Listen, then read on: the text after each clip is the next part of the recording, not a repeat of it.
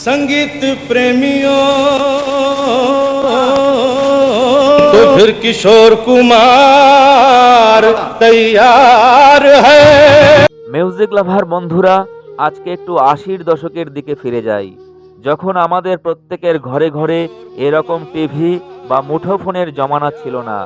সেই পিরিয়ডের টিভি সিরিয়ালগুলো আমাদের মনে মারাত্মকভাবে একটা আলাদা প্রভাব ফেলেছিল।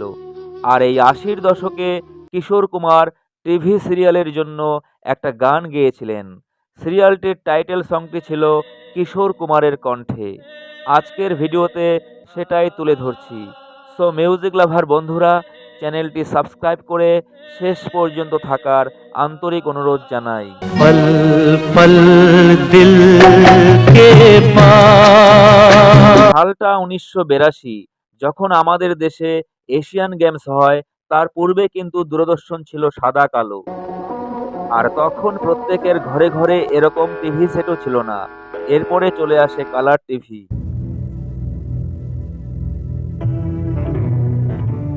আর ১৯৮৪ সালের দিকে দূরদর্শনে প্রচুর সিরিয়াল হতে থাকে।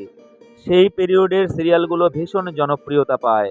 আর এই জনপ্রিয়তার কারণ হলো সিরিয়ালগুলো তৈরি হতো মধ্যবিত্ত ঘরের মানুষদের কথা ভেবে। তাদের কৃষ্টি সংস্কৃতি স্থান পেত সিরিয়ালগুলোতে। আর তখন ইয়ে জো হে জিন্দেগি নামে একটি কমেডি এপিসোড খুব জনপ্রিয় হয়েছিল। আর এটি ছিল ৮০-র দশকের আইকনিক টিভি শো। আর এই সিরিয়ালটির পরিচালক ছিলেন কুন্দন শাহ। সিরিয়ালটি ছিল ওবেরয় ফিল্মের আন্ডারে। এপিসোডটা লিখেছিলেন সরোজ যোশী। আর এই সিরিয়ালের টাইটেল সং অর্থাৎ থিম সংটি গাওয়ানো হয় কিশোর কুমারকে দিয়ে।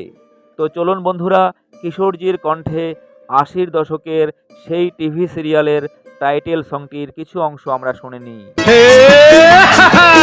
ये जो है जिंदगी।